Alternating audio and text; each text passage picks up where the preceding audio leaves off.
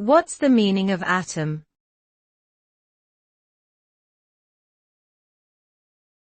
Atom.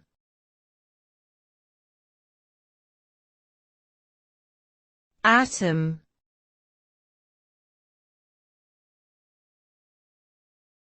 Atom.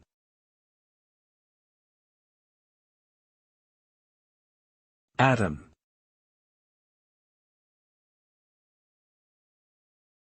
An atom is the smallest constituent unit of matter that retains the chemical properties of an element. Atoms are made up of three types of particles: protons, neutrons, and electrons.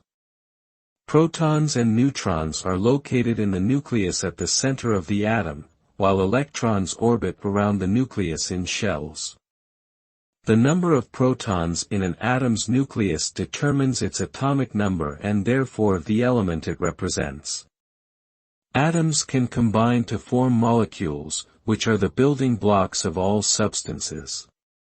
Understanding atoms is crucial to understanding the nature of matter and chemical reactions.